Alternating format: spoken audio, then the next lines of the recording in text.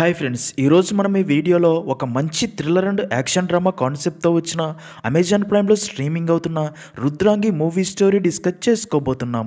ఇలాగే మీకు ఇంకా ఏ మూవీ స్టోరీ అయినా ఎక్స్ప్లెనేషన్ కావాలి అంటే ఆ మూవీ నేమ్ అనేది కమెంట్ బాక్స్లో కమెంట్ చేయండి. ఇంకా ఏమాత్రం ఆలస్యం చేయకుండా మూవీలోకి వెళ్ళిపోదాం.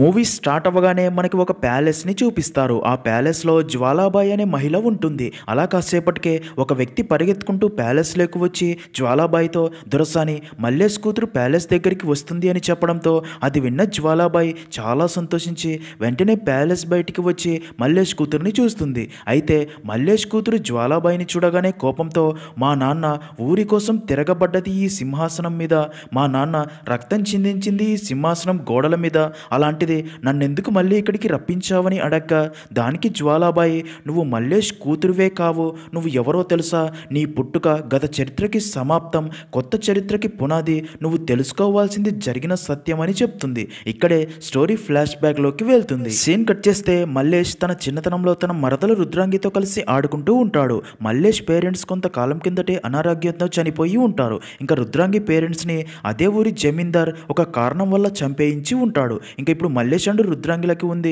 తన తాత రంగయ్య ఒక్కడే. అయితే అలా వారిద్దరిని చూస్తున్న రంగయ్య ఇప్పుడు తన ఆరోగ్యం కూడా పాడైందని, ఒకవేళ తను చనిపోతే మల్లేష్ అండ్ రుద్రాంగిలని ఎవరు చూసుకుంటారు, ఎలా బ్రతుకుతారు అని అదే ఆలోచిస్తూ ఒకరోజు ఇద్దరిని తన దగ్గరికి పిలిచి మల్లేష్కి తాళిబొట్టు ఇచ్చి, ఇది నువ్వు రుద్రాంగి మెడలో కట్టు, అలా కడితే తను నీ భార్య అవుతుంది. ఈ తాళిబొట్టు అనేది ఒక నమ్మకం, నువ్వు ఆ రుద్రాంగి మెడలో తాళి కట్టినప్పటి నుండి ఇక రుద్రాంగిని నువ్వే జాగ్రత్తగా చూసుకోవాలి, తనకి ఎలాంటి కష్టం రాకుండా చూసుకోవాలి అని మల్లేష్తో మాట తీసుకుని మల్లేష్తో రుద్రాంగి మెడలో తాళి కట్టిస్తాడు. ఇదిలా ఉంటే మరుసటి రోజే ఆ ఊరి జమీందారైన భుజంగరావు మనుషులు మల్లేష్ ఇంటి దగ్గరికి వచ్చి మల్లేష్ తాతతో, కొన్ని రోజులుగా నువ్వు జమీందారు గారి పొలాల్లో పనిచేయడానికి ఎందుకు రావట్లేదు అని కోప్పడగా దానికి తను, అయ్యా నాకు కొన్ని రోజులుగా ఆరోగ్యం అస్సలు బాగోలేదు, అందుకే పనిలోకి కూడా రావట్లేదు, నాకు ఆరోగ్యం బాగవ్వగానే వెంటనే పనిలోకి వస్తాను అని, ఇప్పుడైతే పనిలోకి రాలేను అని చెప్తాడు. ఈ విషయం కాస్త భుజంగరావుకి తెలిసి పనిలోకి రాను అన్నాడా, ఈ విషయం ఊర్లో వాళ్ళకి తెలిస్తే ఈ దొర గౌరవం ఏం కావాలిరా, వాడికి నా పవర్ ఏంటో తెలియాలి, వాడిని బండికి కట్టుకుని లాక్కొని రండి అని చెప్పడంతో తన మనుషులు వెళ్ళి మల్లేష్ తాతని తాడుతో జీపుకు కట్టుకుని భుజంగరావు దగ్గరికి తీసుకొచ్చి పడేస్తారు. అయితే అప్పటికే మల్లేష్ తాతకి శరీరం అంతా గాయాలయ్యి ఉంటాయి. అయినా కానీ భుజంగరావు కోపంతో, నీకు నా మాట అంటే లెక్కలేదురా అని తన మనుషులతో బాగా కొట్టిస్తాడు. ఇంకా అప్పుడే మల్లేష్ అండ్ రుద్రాంగి అక్కడికి ఏడుస్తూ పరిగెత్తుకుంటూ వస్తారు. మల్లేష్ భుజంగరావు కాళ్ళ మీద పడే, దొర మా తాతని వదిలేయమని చెప్పండి అని ఎంత బ్రతిమాలినా సరే భుజంగరావు తన మనుషులతో మల్లేష్ తాతని కొట్టిస్తూ ఉంటాడు. ఇంకా అలా భుజంగరావు తన కాళ్ళ మీద పడి బ్రతిమాలుతున్న మల్లేష్ అండ్ రుద్రాంగులని కోపంతో దూరంగా నెట్టివేయడంతో రుద్రాంగి తలకి గాయమయ్యి స్లో కోల్పోగా అదంతా చూస్తున్న మల్లేష్కి చాలా కోపం వచ్చి అక్కడే ఉన్న కొన్ని రాళ్ళు తీసుకుని భుజంగరావు అండ్ తన మనుషులపైకి విసిరి అలాగే అక్కడి మట్టి వారి పైకి చల్లుతూ ఆ ప్లేస్ అంతా దుమ్ముతో నిండిపోయేలా చేస్తాడు. తన తాతని కట్లు విడిపించి అక్కడ నుండి తీసుకెళ్లాలి అని చూడగా ఇంకా అప్పటికే కొన ఊపిరితో ఉన్న తన తాత మల్లేష్తో, నేను ఎలాగూ కాసేపట్లో చనిపోతాను, అందుకే నువ్వు నా గురించి ఆలోచించకు, నువ్వు వీళ్ళకి దొరికితే చంపేస్తారో పారిపోవని చెప్పడంతో మల్లేష్ దొర మనుషులకి దొరకకుండా అక్కడ నుండి పారిపోతాడు. దాంతో భుజంగరావు దగ్గరికి తన మనుషులు వచ్చి, వాడు పారిపోయాడు, ఈ పిల్ల స్లో లేకుండా పడిపోయింది అని చెప్పగా దానికి భుజంగరావు, వాడు ఎక్కడికి పారిపోతాడురా, వాడు ఏదో ఒక రోజు నా చేతికి దొరుకుతాడు, ఆ రోజు వాడిని పిట్టని నలిపినట్టు నలిపి చంపుతాను అని ఇంకా రుద్రాంగిని చూసి తన పని మనిషితో, నువ్వు దీన్ని పెంచి పెద్ద చెయ్యి, దీనికి 20 సంవత్సరాలు వచ్చాక దీన్ని మొదట నేనే అనుభవించాలి అని చెప్పి ఇప్పుడు మనం చంపాల్సింది ఆ భీమ్రావు గాడిని, నా భూములు ఊర్లు లాక్కొని వాడు పెద్ద దొరయ్యి నన్ను చిన్న దొరని చేసిండో, ముందు వాడిని చంపి వాడి తల నరుక్కుని తీసుకురండి అని చెప్పి తన మనుషులని పంపుతాడు. సీన్ కట్ చేస్తే ఇక్కడే మనకి మన మూవీలో మెయిన్ క్యారెక్టర్ అయిన భీమ్రావుని చూపిస్తారు. ఒకరోజు భీమ్రావు కర్ణంతో కలిసి వేటకు వెళ్ళి ఊరికి తిరిగి వస్తూ ఉండగా అదే టైంకే భుజంగరావు మనుషులు భీమ్రావు వెళ్తున్న బండిని ప్లాన్ ప్రకారం ఆపి భీమ్రావుని బంధించి తనని చంపాలి అని చూస్తారు. అయితే అదే టైంకి అటుగా వెళ్తున్న మల్లేష్ అదంతా చూసి చాలా తెలివిగా భుజంగరావు మనుషులపై దాడి చేసి వల నుండి భీమ్రావుని విడిపిస్తాడు. ఇంకేముంది, భీమ్రావు అక్కడే ఉన్న తన కత్తి తీసుకుని భుజంగరావు మనుషులపై ఎదురు దాడి చేసి అందరినీ చంపేస్తాడు. ఇంకా తనకి సహాయం చేసి తన ప్రాణాలు కాపాడినందుకు మల్లేష్ని తనతో పాటు తమ ప్యాలెస్కి తీసుకుని వెళ్తాడు. అప్పుడే మల్లేష్ని నీ తల్లిదండ్రులు ఎవరు అని అడగ్గా దానికి మల్లేష్ తనకి ఎవరూ లేరు అని, తను ఒక అనాథ అని చెప్తాడు. ఇంకా భీమ్రావు మల్లేష్ని ప్యాలెస్ ప్యాలెస్లోకి తీసుకెళ్లి తన భార్య మీరాబాయిని పిలిచి తనకి మల్లేష్ని చూపించి, ఈరోజు వీడు గనక నన్ను కాపాడకపోయింటే నీ భర్త ప్రాణాలతో ఉండేవాడు కాదు అని జరిగిందంతా చెప్పి ముందు తనకి తినడానికి అన్నం పెట్టు అంటాడు. అలా మీరాబాయి మల్లేష్ని లోపలికి తీసుకెళ్లి డైనింగ్ టేబుల్ దగ్గర కుర్చీలో కూర్చోబెట్టి అన్నం పెట్టబోగా అది చూసిన భీమ్రావుకి మల్లేష్ని పైన కూర్చోబెట్టి అన్నం పెట్టడం ఇష్టం లేక తనని కింద కూర్చోబెట్టి భోజనం పెట్టిస్తాడు. ఇంకా మల్లేష్ అదంతా పట్టించుకోకుండా ఆకలిగా ఉండడంతో ఫుల్గా భోజనం చేస్తాడు. నెక్స్ట్ సీన్లో అలా మల్లేష్ భోజనం చేయడం అయిపోయాక భీమ్రావు మల్లేష్తో ఆ భుజంగరావును చంపడానికి మనుషుల్ని పంపాడు, మరి రాజు ప్రతీకారం తీర్చుకోకుండా ఊరికే ఉంటాడా, నేను ఆ భుజంగరావుని అస్సలు వదిలిపెట్టను, వాడిని పొడిచి పొడిచి చంపుతా అనగా అది విన్న మల్లేష్ తనతో, దొర ఇప్పటి నుండి నేను కూడా మీకోసమే పనిచేస్తా, మీకోసం ఆ భుజంగరావుని దారుణంగా చంపేస్తా, మీరు ఆజ్ఞ ఇవ్వండి చాలు అంటాడు. దానికి భీమ్రావు, వాడిని చంపడానికి ఇది కరెక్ట్ టైం కాదురా,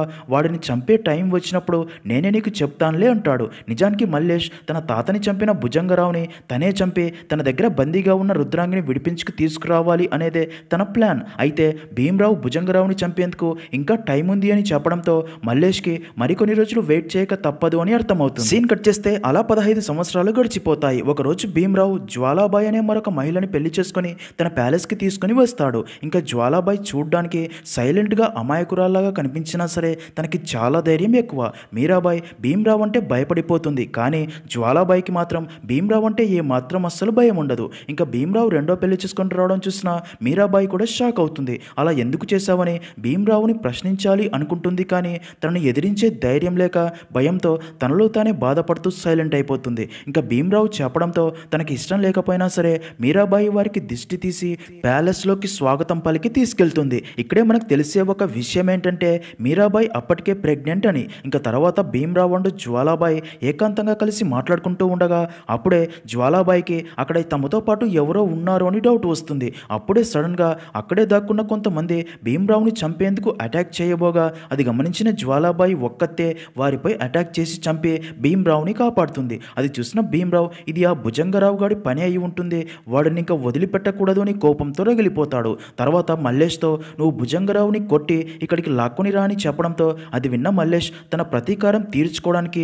ఈ మాట కోసం చిన్నప్పటి నుండి ఎదురు చూస్తున్నాను అనుకుని మల్లేష్ భుజంగరావు ప్యాలెస్ దగ్గరికి వెళ్ళి అడ్డొచ్చిన తన మనుషులందరినీ కొట్టి అలాగే భుజంగరావుని కూడా దారుణంగా కొట్టి భీమ్రావు ప్యాలెస్ దగ్గరికి ఈడ్చుకొని వచ్చి భీమ్రావు ముందు పడేస్తాడు. భుజంగరావుని దెబ్బలతో చూసిన భీమ్రావు చాలా హ్యాపీగా ఫీల్ అయ్యి తన తుపాకీతో భుజంగరావుని షూట్ చేసి చంపి వీడికి ఇప్పటికే చాలా అవకాశాలు ఇచ్చాను అని మల్లేష్తో, ఈ రోజు నీ వల్ల నేను చాలా సంతోషంగా ఉన్నాను, అందుకే నీకు ఏం కావాలో కోరుకో, నువ్వు కోరుకున్నది నీకు తప్పకుండా ఇస్తాను అని చెప్తాడు. అది విన్న మల్లేష్ నా కోసం ఏమీ వద్దు దొరా, కానీ ఈ ఊరి ప్రజలు సాగునీటి కోసం తాగునీటి కోసం చాలా ఇబ్బంది పడుతున్నారు, అందుకే మీ నది యొక్క నీరు ఈ ఊరి ప్రజల కోసం ఇవ్వండి అని, అలాగే ఈ ఊరి పిల్లలు చదువుకోవడం కోసం ఒక స్కూల్ కావాలి అని అడగ్గా అది విన్న భీమ్రావు ఈ ఊరి ప్రజల కోసం నా నది నీరు ఇస్తాను, కానీ ఇంకా స్కూలు విషయం తర్వాత ఆలోచిద్దాంలే అని చెప్తాడు. నిజానికి భీమ్రావు ఏం ఆలోచిస్తాడు అంటే ఆ ఊర్లో స్కూల్ పెడితే అందరూ చదువుకొని డబ్బు సంపాదిస్తారు, అప్పుడు ఊర్లో ఎవ్వరూ తన మాట వినరు అని, తన పనులు చేయరు అని, తనకి బానిసలుగా ఉండరు అని ఆలోచిస్తాడు.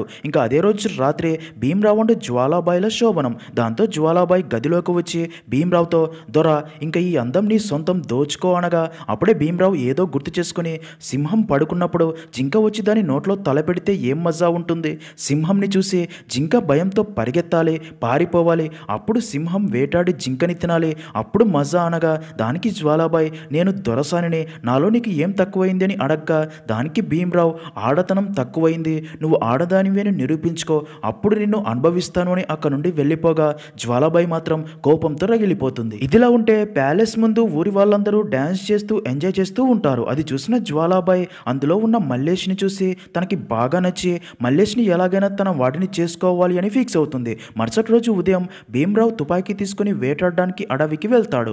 అప్పుడే జ్వాలాబాయి ప్యాలెస్ బయట కరసాము చేస్తున్న మల్లేష్ని చూసి తన దగ్గరికి వెళ్ళి నువ్వు నాతో కరసాము చెయ్యి అని, అలా మల్లేష్తో కరసాము చేస్తూ నువ్వు నాకు బాగా నచ్చావు, నువ్వు గెలవాల్సింది ఈ పోటీలో కాదు, నా పడక గదిలో నన్ను గెలవాలి అని, అలా గెలిస్తే నిన్ను ఈ సింహాసనానికి రాజుని చేస్తా అంటుంది. అది విన్న మల్లేష్కి జ్వాలాబాయి ఇంటెన్షన్ అర్థమవుతుంది, కానీ తన మాటలు సీరియస్గా తీసుకోడు. మరో పక్క అడవికి వేటకి వెళ్ళిన భీమ్రావుకి అక్కడే ఒక అమ్మాయి కనిపించగా ఆ అమ్మాయి అందానికి ఫిదా అయిన భీమ్రావు ఆ అమ్మాయిని తన జీపులో బలవంతంగా ఎక్కించుకొని తీసుకొస్తూ ఉండగా మార్గ మధ్యంలో ఆ అమ్మాయి జీపు దూకి పారిపోతుంది. తన కోసం ఆ ప్లేస్ అంతా వెతికినా వెతికినా సరే కనబడదు. దాంతో భీమ్రావ్ ఆ అమ్మాయిని ఎలాగైనా అనుభవించాలి అని తన గురించి ఆలోచిస్తూ మరుసటి రోజు ఆ అమ్మాయి కనిపించిన అదే ప్లేస్కి వెళ్ళి వెతుకుతాడు. కానీ ఆ అమ్మాయి అక్కడ కనిపించదు. సీన్ కట్ చేస్తే అదే రోజు రాత్రి జ్వాలాబాయి భీమ్రావ్ తనని పట్టించుకోవడం లేదు అని ఆలోచిస్తూ అక్కడి చలికత్తెలతో వెళ్ళి మల్లేష్ని ఇక్కడికి తీసుకురమ్మని చెప్పి పంపగా మల్లేష్ జ్వాలాబాయి దగ్గరికి వెళ్ళడానికి నో చెప్తాడు. ఈ విషయం తెలిసిన జ్వాలాబాయికి చాలా కోపం వచ్చి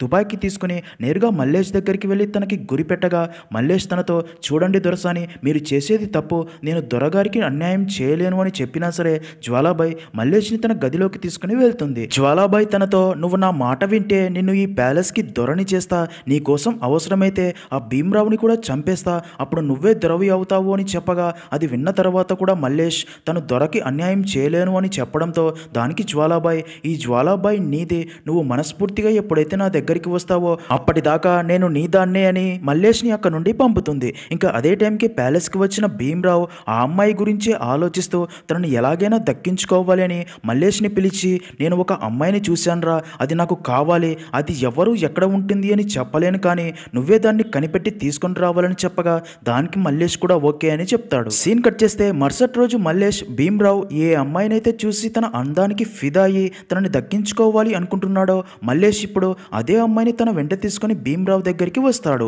భీమ్రావ్ ఆ అమ్మాయిని చూసి, నాకు తెలుసురా మల్లేష్, ఆ దేవుడు ఇవ్వలేనిది కూడా నువ్వు నా కోసం తీసుకొని వస్తావు అని చాలా సంతోషిస్తాడు. కానీ ఇక్కడే రివీల్ అయ్యి అదిరిపోయే ట్విస్ట్ ఏంటంటే మల్లేష్ అండ్ ఆ అమ్మాయి ఇద్దరు భీమ్రావ్ కాళ్ళు మొక్కుతారు. అప్పుడే మల్లేష్ భీమ్రావ్తో, దొరా ఇది నా భార్య రుద్రాంగి అని చెప్పగా అది విన్న భీమ్రావ్ షాక్ అవ్వగా అక్కడే ఉన్న జ్వాలాబాయి కూడా మైండ్ బ్లాక్ అయ్యి షాక్లో ఉండిపోతుంది.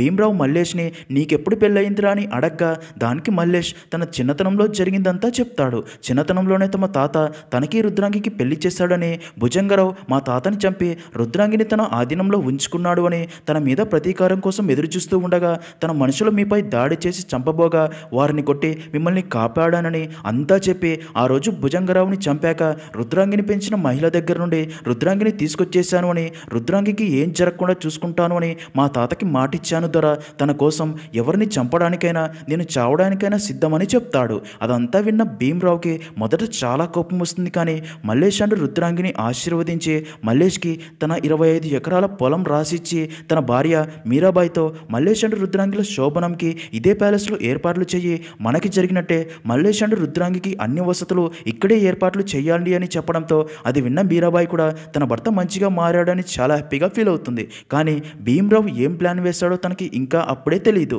ఇంకా అదంతా చూసిన జ్వాలాబాయి మాత్రం కోపంతో రగిలిపోతుంది. తను దక్కించుకోవాలి అనుకున్న మల్లేష్ మరొకరి సొంతం అయ్యాడు అని వారి శోభనం జరగకుండా ఆపాలి అనుకుంటుంది. నెక్స్ట్ సీన్లో రుద్రాంగి జ్వాలాబాయి దగ్గర ఆశీర్వాదం తీసుకోవడానికి వెళ్ళగా జ్వాలాబాయి తనతో, మీకు చిన్నప్పుడే పెళ్ళయిందని ఏవేవో కథలు చెప్తున్నారు, ఇంతకీ నీ బావంటే నీకు ఎంత ఇష్టమని అడగ్గా దానికి రుద్రాంగి తన బావంటే తనకి ఎంత ఇష్టమో అర్థమయ్యేలా చెప్తుంది. అది విన్న జ్వాలాబాయి, నువ్వు ఎంత చెప్పినా సరే వాడిని నేను వదిలిపెట్టను అనగా దానికి రుద్రాంగి, బావ ఎప్పుడు మీ గురించే చెప్తూ ఉంటారు దొరసాని, మీరు పైకి కఠినంగా కనిపించినా సరే మీది మంచి మనసు, మీలాంటి వారి ఆశీర్వాదం తీసుకుంటే మాకు మంచి జరుగుతుంది అని బావనే మీ ఆశీర్వాదం కోసం పంపాడు అని చెప్పడంతో అది విన్న జ్వాలాబాయి కూడా కొంచెం ఎమోషనల్ అవుతుంది. ఇంకా అదే రోజు రాత్రి మల్లేష్ అండ్ రుద్రాంగి శోభనం గదిలోకి వెళ్తూ ఉండగా భీమ్రావు వారిని ఆపి తన అసలు రూపం మల్లేష్కి చూపిస్తాడు. ఏరా మల్లేష్, నీకు నా 25 ఎకరాల భూమిని ఇచ్చాను, వెళ్ళి వ్యవసాయం చేసుకో అనగా దానికి మల్లేష్, ఈ రోజు నా శోభనం అన్నారు కదా దొర అంటాడు. దానికి భీమ్రావు, నేను చెప్పింది రుద్రాంగికి శోభనమని, అది నీతో కాదు నాతో, నీ భార్యని మొదట నేను రుచి చూస్తా, అందుకేరా నీకు 25 ఎకరాల పొలం ఇచ్చింది అంటాడు. అది విన్న మల్లేష్కి చాలా కోపం వచ్చి, నువ్వు దొరవు కాబట్టి సరిపోయింది, ఇదే మాట ఇంకొకడు మాట్లాడి ఉంటే వాడి తల మొండం వేరు చేసేవాడిని, నా రుద్రాంగి గురించి తప్పుగా మాట్లాడినా నాకు దూరం చేయాలని చూసిన వాడి చావు నా చేతుల్లోనే అంటాడు. అది విన్న భీమ్రావు తన మనుషులను మల్లేష్ మీదకి పంపగా మల్లేష్ భీమ్రావు మనుషులను మొదట బాగా కొడతాడు. కానీ చివరికి భీమ్రావు మనుషులు మల్లేష్ని కొట్టి బంధించడంతో భీమ్రావు రుద్రాంగిని పట్టుకుని మల్లేష్ని తన తుపాకీతో షూట్ చేసి చంపబోతాడు. అయితే ఇక్కడే ట్విస్ట్ ఏంటంటే అప్పుడే జ్వాలాబాయి భీమ్రావు తలకి తుపాకీ గురిపెట్టి, నువ్వు చేస్తుంది తప్పు, మర్యాదగా వారిని వదిలేయి, లేదంటే తుపాకీలోని తూటాన్ని తలలోకి దూసుకెళ్తుంది అని వార్నింగ్ ఇవ్వడంతో భీమ్రావు వారిని వదిలేయగా జ్వాలాబాయి మల్లేష్తో, నువ్వు రుద్రాంగిని ఇక్కడ నుండి తీసుకుని వెళ్ళిపోనడంతో మల్లేష్ రుద్రాంగిని తీసుకుని అక్కడి నుంచి వెళ్ళిపోతాడు. అప్పుడే భీమ్రావు జ్వాలాబాయిని కొట్టి, నువ్వు నా భార్యవేనా, నన్నే చంపాలి అనుకుంటావా అనగా దానికి జ్వాలాబాయి భీమ్రావుతో, ఆ మల్లేష్ గడిని ఈ ప్యాలెస్లో బంధించి బంధించి చంపితే వెన్నుపోటు అంటారు, అదే వెంటాడి చంపితే దొరవేటు అంటారు. నువ్వే చెప్పావు కదా, పడుకున్న సింహం నోట్లో జింక వచ్చి తలపెడితే సింహానికి ఇజ్జతేముంటది? సింహం వేటాడితే జింక భయంతో పరిగెత్తాలే. నీకు ఎదురు తిరిగిన మల్లేష్ గాడు కథం కావాలే, నువ్వు కోరుకున్న రుద్రాంగి నీ సొంతం కావాలి అని రెచ్చగొట్టడంతో అది విన్న భీమ్రావ్, ఇదిరా దొరబిడ్డ పౌరుషం అంటే, నేను ఎరవేసి వాడిని వేటాడుతాలే అని కోపంతో రగిలిపోతాడు. మరో పక్క మల్లేష్ రుద్రాంగిని తీసుకుని అడవిలోకి వెళ్తాడు. అప్పుడే మల్లేష్ తనతో, చిన్నప్పుడు మన పెళ్లి జరిగింది కాబట్టి నువ్వు కష్టాలు పడుతూ నాతో ఉండాల్సిన అవసరం లేదు. ఆ భీమ్రావ్ ఏదో ఒక రోజు నన్ను చంపుతాడు, అప్పుడు నువ్వు ఒంటరిదానివి అయిపోతావు. అందుకే నేను టౌన్లో ఎవరైనా బాగా చదువుకున్న వాడికి ఇచ్చి పెళ్లి చేస్తా, అప్పుడు నువ్వైనా సంతోషంగా ఉంటావు అనగా అది విన్న రుద్రాంగి, చిన్నప్పటి నుండి నిన్నే భర్తగా అనుకుంటూ బ్రతుకుతున్నా బావా, నిన్ను కాకుండా మరొకరిని నా పక్కన ఊహించుకోలేను, చావైనా బ్రతుకైనా అది నీతోనే అని చెప్పడంతో అది విన్న మల్లేష్ చాలా సంతోషించి రుద్రాంగిని దగ్గరికి తీసుకుంటాడు. మరో పక్క భీమ్రావ్ తన మనుషులతో ఆ ఊరి చుట్టుపక్కల మల్లేష్ అండ్ రుద్రాంగిల కోసం వెతికిస్తూ ఉంటాడు, కానీ వారి ఆచూకీ తెలియదు. దాంతో భీమ్రావ్ బాగా ఆలోచించి ఊరి వాళ్ళ కోసం మల్లేష్ ఏమైనా చేస్తాడు అని మల్లేష్ని పట్టుకోవడం కోసం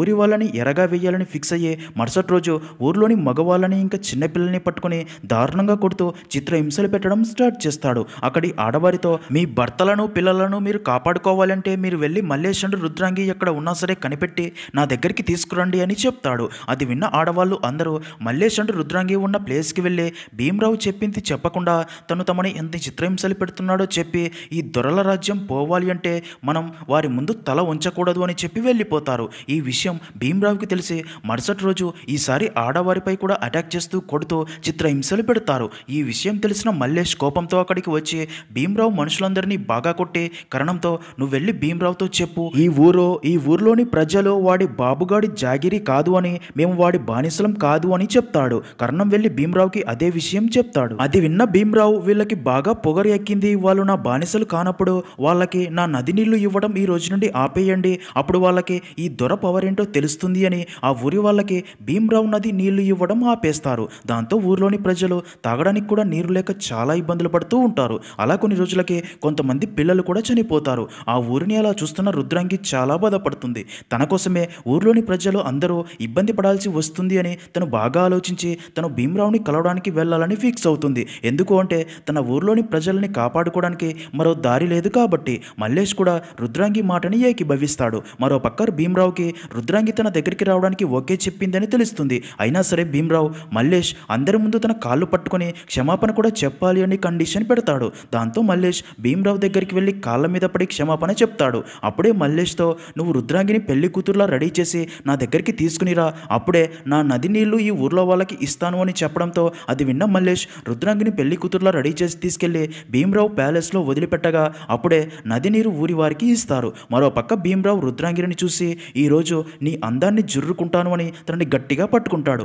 మరో పక్క జ్వాలాబాయ్ మల్లేష్తో, ఆ రోజు నువ్వు నా మాట విని ఉంటే భీమ్రావ్ ఎప్పుడో చనిపోయి ఉండేవాడు, ఇలా జరిగేదే కాదు, ఇప్పుడు చూడు నీ భార్యని నువ్వే వాడి దగ్గరికి పంపావంటుంది. అప్పుడే వారి దగ్గరికి కరణం వచ్చి మీరాబాయికి పురిటి నొప్పులు మొదలయ్యాయని చెప్పడంతో జ్వాలాబాయి వెళ్ళి మీరాబాయికి డెలివరీ చేస్తుంది. మరో పక్క ఆ నదిలో నీళ్లు తాగగానే కొంతమంది చనిపోతారు. ఇక్కడే ట్విస్ట్ ఏంటంటే నిజానికి ఊరి వాళ్ళందరూ చనిపోవాలి అని భీమ్రావ్ నదిలో విషం కలిపి ఉంటాడు. అది ఊరి వాళ్ళకి అర్థమయ్యే మిగతా అందరూ భీమ్రావ్ మోసం చేశాడు అని అందరూ కోపంతో ప్యాలెస్ దగ్గరికి చేరుకుంటారు. ఇంకా మీరాబాయికి అమ్మాయి పుడుతుంది. ఇంకా మీరాబాయి చనిపోయే ముందు జ్వాలాబాయితో, నా బిడ్డ రుద్రాంగికి ముద్దు బిడ్డ కావాలి, మన భర్తలాగా అహంకార బిడ్డలా పెరగొద్దు, ఈ బిడ్డకి మనుషుల విలువ, కష్టం విలువ, మట్టి విలువ తెలిసేలా ఇక్కడ నుండి దూరంగా తీసుకెళ్లి పెంచు, అలా పెరగాలి అంటే మల్లేష్ చేతుల్లో పెట్టు అని మాట తీసుకొని చనిపోతుంది. ఇక్కడే మరో అదిరిపోయే ట్విస్ట్ ఏంటంటే భీమ్రావ్ గదిలోకి వెళ్ళిన రుద్రాంగి భీమ్రావ్ తనతో ఇంటిమేట్ అవ్వాలని చూడగానే అప్పుడే చనిపోతుంది. ఎందుకు అంటే తను కేవలం మల్లేష్కి మాత్రమే సొంతమని,